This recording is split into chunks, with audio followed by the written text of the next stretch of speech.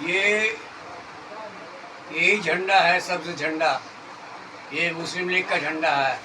और हमारे भाइयों और बहनों, मुसलमान भाइयों, ये आपका असली झंडा है, मुसलमानों का झंडा है, इंडियन यूनियन मुस्लिम लीग। जो ये बहुत पुरानी पार्टी है, आज़ादी से पहले और आज़ादी के बाद की भी ये पार्टी है, 100 साल पुरानी पार्टी है।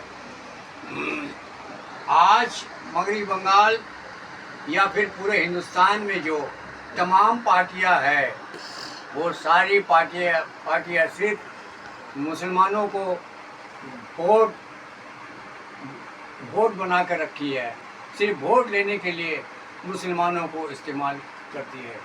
चाहे वो कांग्रेस हो, चाहे वो तृणमूल हो, चाहे वो सीपीएम हो, और कोई भी पार्टी हो, सिर्फ और सिर्फ मुसलमानों का वोट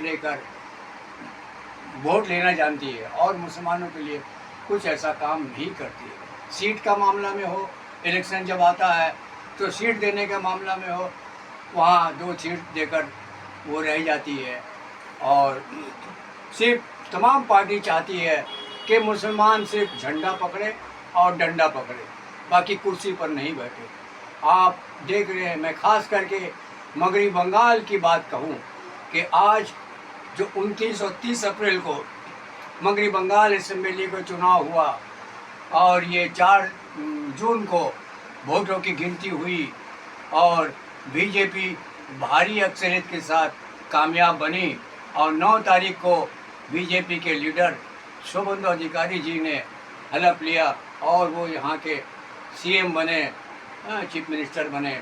उसके बाद से जो आज मैं मगरबी बंगाल का माहौल देख रहा हूँ, ये जो तृणमूल के लोग, ये जो तृणमूल के 15 साल दौरे हुकूमत में, ये तृणमूल के लोग, चाहे वो काउंसलर हो, चाहे वो एमएलए हो, चाहे वो एमपी हो, चाहे वो कैडर हो, ये तमाम लोगों ने मगरबी बंगाल की आवाम को लूटा है, चोरी किया है, डकैती किया है, रिश्वतखोरी की है, कट मनी की है, जालसाजी की है, धोखा दिया है मगरबी बंगाल के अवाम को।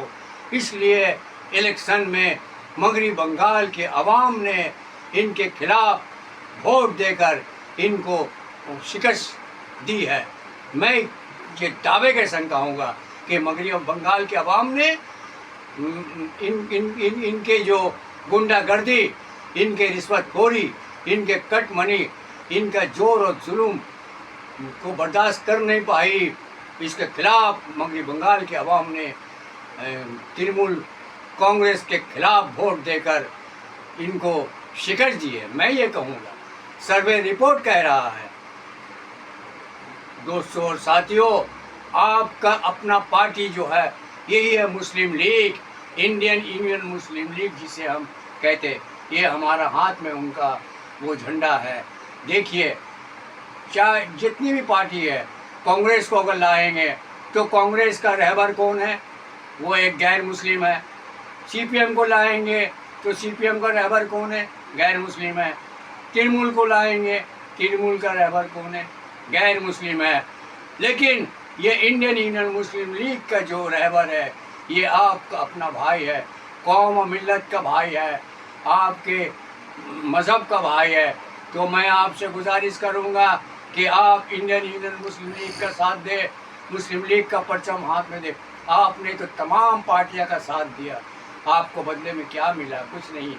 अब वक्त आ गया है आप मुस्लिम लीग का दामन थामे, मुस्लिम लीग का झंडा थामे। दोस्तों और साथियों, लोग कह रहे हैं, जो लोग आज कल तक सीपीएम में थे, सीपीएम का बुरा दिन जब आया वहाँ भागकर वो तृणमूल में गए। जब तृणमूल का बुरा दिन आया, वो लोग भागकर अब कांग्रेस में आ रहे हैं। वो लोग कह रहे हैं कि अब कांग्रेस आ जाएगा बंगाल में। मैं उनसे कहना चाहूँगा, क्या आप दिन में सपना देख रहे हैं कांग्रेस आ जाएगा? कांग्रेस ने भाई क्या किया है हिंदुस्तान के लिए? अरे कांग्रेस जी सबसे बड़ा कल्पित है।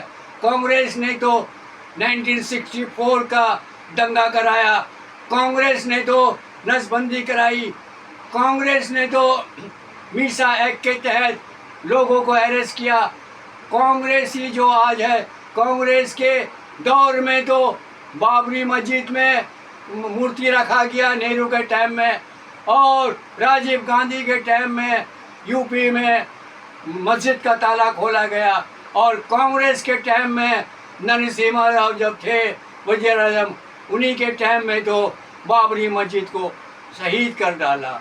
कांग्रेस ही सबसे बड़ा कल्पित है, कांग्रेस आ जाएगा। कांग्रेस का लोग क्या भूल गए हैं? ये कांग्रेस जो है ये जख्म देने वाली पार्टी है। कांग्रेस से लोग दूर, आपको होशियार रहने की ज़रूरत है। यही वही लोग हैं जो आज कल सीपीएम में थे, उसके बाद तृणमूल में आए, आज कांग्रेस में आकर चिकनी चौड़ी बातें कर रहे हैं कि कांग्रेस आ जाएगा। मैं मगरबी बंगाल के आवाम से कहूँगा, इनके बहलावे और फुसलावे में ना आइए। इनके कुछ आपको दे रहे हैं, वो उसमें लालच में मत जाएं, अपना ज़मीर मत बेचिए। आप डेली अपने घर में दाल भात गोश्त मछली खाते हैं, और किसी का एक दिन देने से क्या आपका मसला हल हो जाएगा? नहीं हो जाएगा। ये लोग अपने मुफाद के लिए पार्टी बदलते हैं। कपड़ा जिस तरह इंसान बदलता है, चोला जिस तरह बदलता है, ये लोग जो है पार्टी बदलते हैं और आपको बेवकूफ़ बनाने की कोशिश करते हैं। तो ये लोग से आप होशियार रहिए। और मैं बार बार कहूँगा कि अब वक्त आ गया है कि आप मुस्लिम लीग का परचम थामें, मुस्लिम लीग का झंडा थामें। यही आपकी सबसे बड़ी भलाई है। अगर आप सच्चे मुसलमान हैं, ईमान वाले मुसलमान हैं, अपने ज़मीर को मत बेचिए, मुस्लिम लीग का झंडा थामें। यही मैं कहूँगा बार बार, और यही कहकर मैं आपसे रुखसत लूँगा। खुदा हाफिज़। मुस्लिम लीग जिंदाबाद, मुस्लिम लीग जिंदाबाद, हिंदुस्तान मगरबी बंगाल के अवाम जिंदाबाद। बहुत बहुत शुक्रिया।